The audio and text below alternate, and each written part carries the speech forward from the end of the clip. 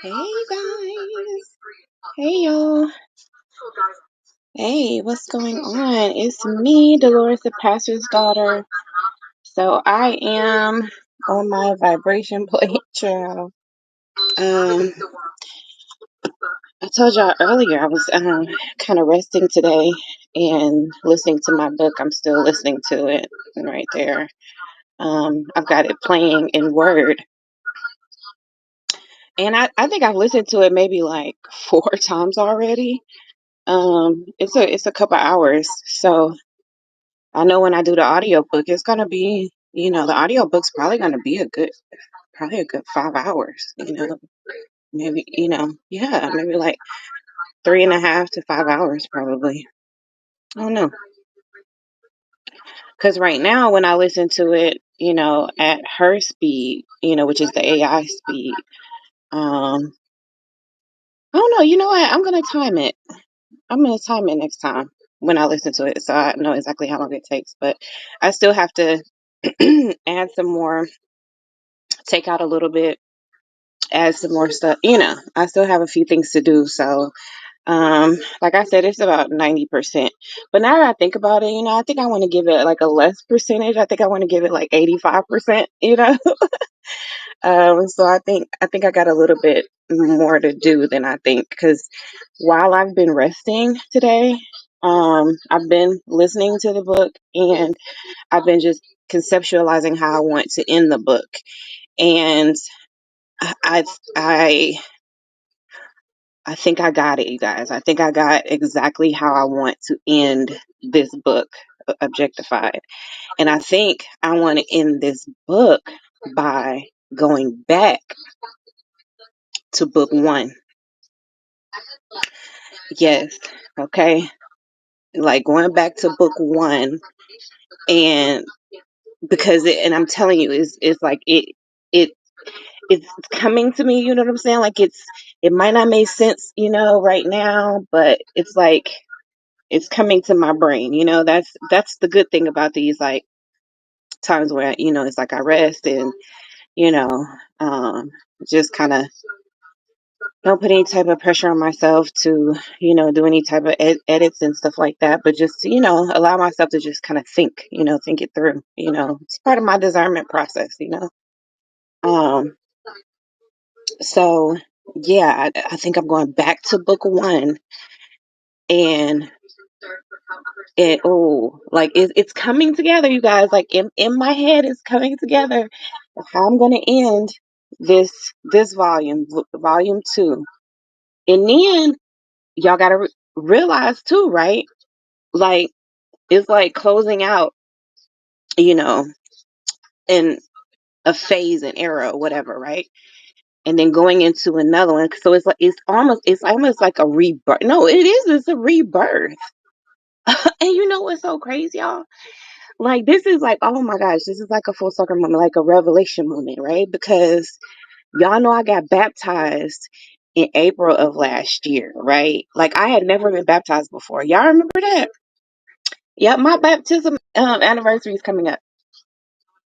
So you guys, um, and it was a 14, 4/14/24. I think it was the date. Anyways, so y'all, um,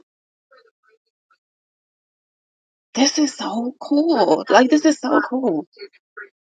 Okay, so yeah, like I'm saying though, I think I know how I want to end it, right? But what I was saying was that this book also has to, like kind of like get you ready for book three. You know what I mean? So it's like, whew, like this is serious, okay? Like this is where we're in the trenches. Like we're still in the trenches. I thought we might have been like we came out of the trenches for a minute. We did. We came out of the trenches for a minute so that we could, let our hair down for a minute, right? But yeah, we got to go back in the trenches. We have to, because we're not done yet, with this book. So we got to go back in the trenches, y'all, and get this done. But like I was saying, okay, so ending book 2, right? Ending this book, The Pastor's Daughter Objectified, right? What it has to do, what it has to capture, okay? What it has to capture is like the the revelation, right? That happened from book 1, you know, which is book 2, right? Like that's the whole revelation, but it has to like tie it all in, you know. It has to close out. See, I feel like it has to close out like a certain era, you know, like because it's on like you know like it's a close before you kind of enter into another era. You know what I'm saying? It's just like so. I feel like it needs to like close out. You know, like probably. Mm, you know what? And maybe that's the thing. Maybe that's why I'm messing up, right? Maybe that's why I'm messing up because I'm thinking that it needs to close out, but it can't close out. That's the thing, right? I like how could it possibly close out? Because like it's the pastor's daughter series, you know what I'm saying? Like it can't close out when I'm still alive, like I'm still living. It has to continue because you know I'm continuing to live and I'm continuing to grow and I'm continuing to evolve and I'm continuing to grow in my purpose. So maybe that's where I was messing up as thinking that this is that it has to close out anything. It doesn't. Okay. So maybe that's the thing. There's a rebirth, but it doesn't necessarily mean that um that there's a oh oh my goodness. Okay. Help me out here, y'all. Help me out here. Okay. It's like the creative juices is flowing. Okay. Maybe that's the thing, right? Okay, let me ask you this. Okay, let me ask you this. Think about it this way. Okay, like could it be that what I was thinking initially of being like going through this rebirth, thinking that something had to die, right? But then I was thinking like my old self had to die, right? But like it doesn't. Like like yeah, it does, but maybe the death is not necessarily um you know like me as a person, you know, like maybe the death is like the toxicity, like leaving behind anything that was weighing me, like anything that was toxic to me, anything that wasn't serving me, anything that was, you know what I'm saying, like maybe that's the death. It's the death of what cannot go with you to that, you know, to this next, you know, part of the journey. Like does that make sense, you know? So when I'm thinking like there has to be a completion to something, like yeah, there's a completion to something, right? Like you're divorcing all that toxic stuff that, you know, held you back, right? Before you knew who you were, right? But now you know who you are, and you're leaving all the mess behind and you're elevating to this to this next phase of your life. You know, you're elevating into your purpose and your calling, and you're walking more boldly and, you know, and confident in it, you know. So that's the thing. That's how book 2 needs to end, is like it's talking about like there's this rebirth, right? But what's dying is like it's like shedding old skin or something. You know what I mean? Like it's like shedding all that off. You know, so it's already dead. It's something that's dead. That's, you know, you're just dropping that. You know, and you're elevating into this new phase, this new era, this, you know, this new season. That's it. That's the word. Then it's your new season. Oh, child. This is good stuff. This is good stuff. Okay. And then as I'm closing out book 2, it has to like give you the peak of the staircase. so to speak. You know what I'm saying? Like, it's giving you the peak of the staircase, letting you know like what we're elevating to. You see what I'm saying? Because like we're elevating, right? So, but where are we going? Where do we want to go? You know, so this is like giving you like a peek at the staircase of like, okay, where are we going in this next phase? Okay, I'm gonna start this again because I got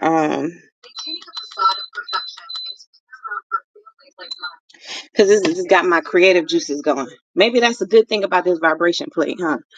Because it's got me thinking, y'all.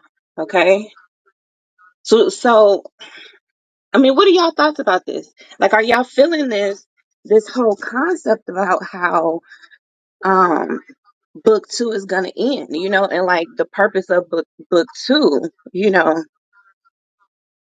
but realizing like like this is a continued series, right? So we're going to continue to grow as daughters, right? We're going to continue to grow and learn and elevate, right? So, and as we do that, we're just shedding all the dead stuff, you know, like it's a death, but it was stuff that I was already dead, and it wasn't serving us anyway. So, like, it's just a matter of saying, look, I'm divorcing myself from all of that toxicity. I'm letting all that go, you know. Is this making sense at all? Like it's coming together, you know. This is like part of my creative process, you know. Like, okay, how am I going to end this book, and you know, well, and then go into the next book, you know, and you know that whole flow, right? Because this is not over, you know. It's not just like, you know, just the end, you know. I mean, if you read book one, and you know it said like to be continued, you know what I mean? Because we know like that was just the beginning of the battle, you know. That's when we realized we was in the fight, you know what I'm saying? That's when we finally realized, you know. So, oh y'all, this is so crazy. So what are y'all thinking? What are y'all working on? What are y'all creating? Um, I want to do another round on this vibration plate, and then I'm gonna let y'all go. But um, yeah, that's what I'm thinking. And so um, I'm trying to think of like my schedule is like busy tomorrow, and which is good, right? Because we, like I said, we came out of the trenches for a minute, right?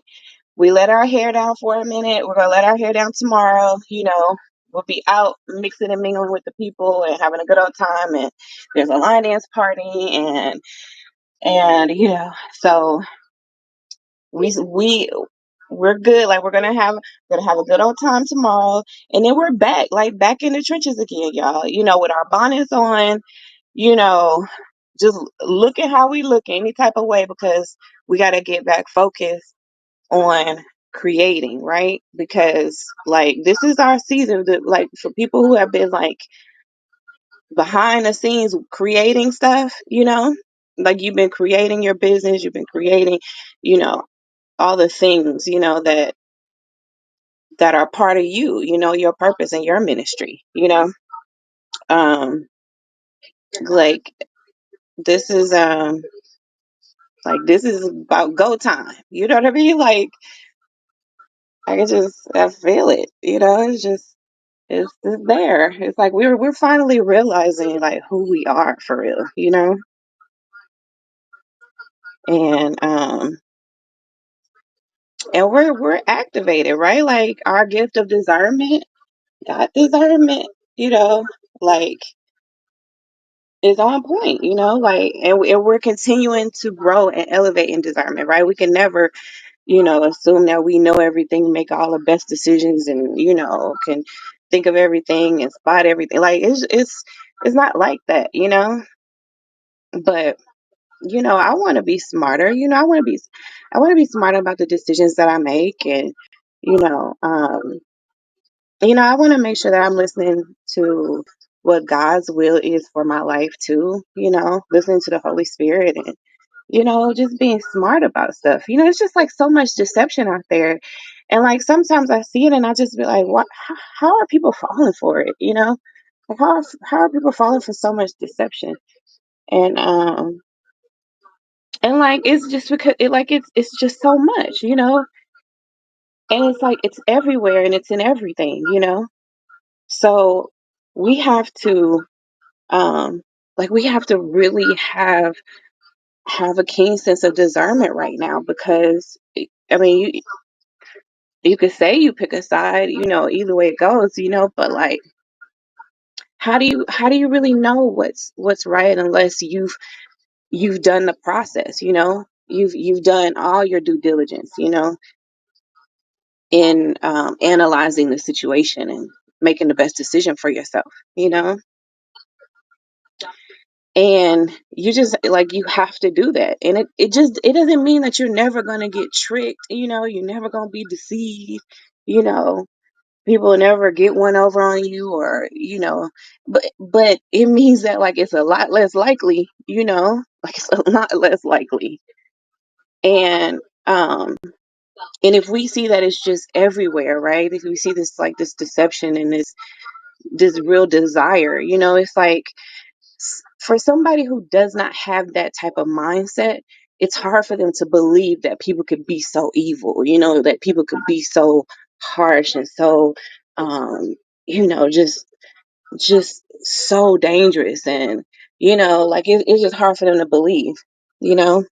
And then sometimes we get like so religious that, you know, we are ignorant, you know, like we're ignorant to, you know, the dangers that are out there, you know, we just like turn a blind eye to it and just, you know, um and just lean heavily on religion. And religion's not bad, but you know, like just like with everything, people tend to take things that are good and turn them toxic, right? So now when like people are claiming to be religious, it's like you can't even trust it. It's almost like it's a red flag now, you know?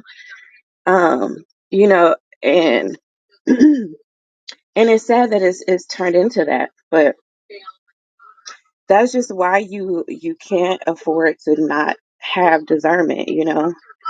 And you have to surround yourself with people who have discernment too and who value, you know, knowledge and facts and research and, you know, um, the Holy Spirit and their intuition and their experiences. And, you know, I don't want any friends who don't, you know, who don't make good decisions. You know, like I can't have people around me that don't make good decisions, you know? Like you ask them why they did stuff and they don't even know why, you know, they don't have no kind of like logical thought process or like no way of making decisions or nothing. You know what I'm saying? Like I can't like and you can't either. Like we can't, y'all. Like we cannot afford to, first of all, not make good decisions ourselves. And we also can't afford to have people in our lives who don't, you know?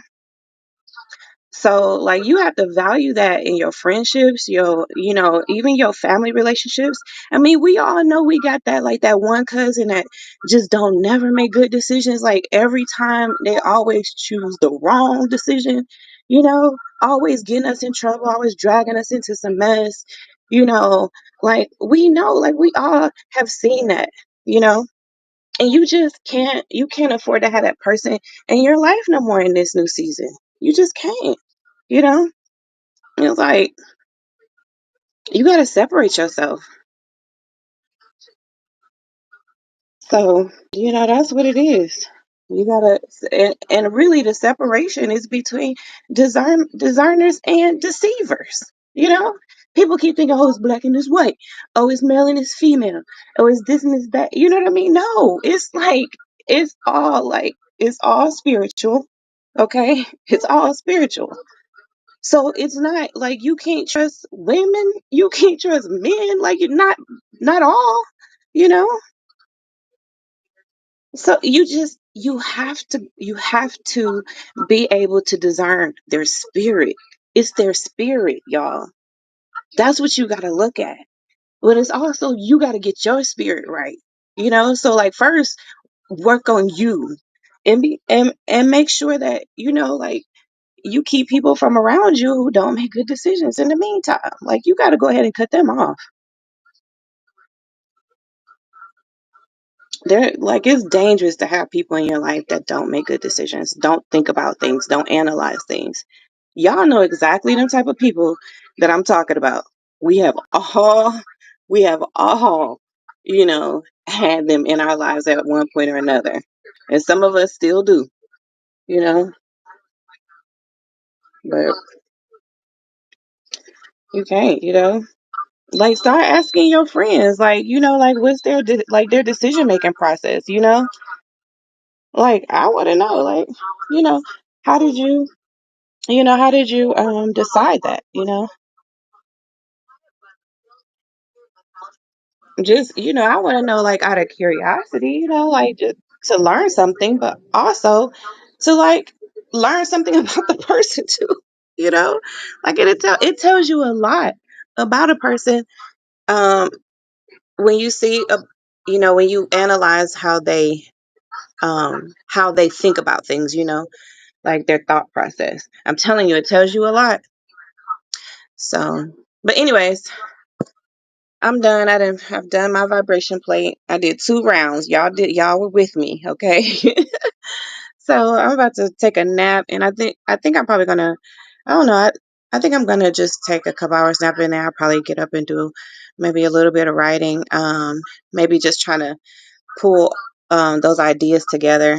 But now that I've said it to y'all, I feel better that I kind of got it out there, you know, about how I'm gonna end book 2. Like I got it off my mind and kind of, so now it's out in the universe. That's how it's gonna happen, okay? So I'll see y'all later. Thank you guys for hanging with me.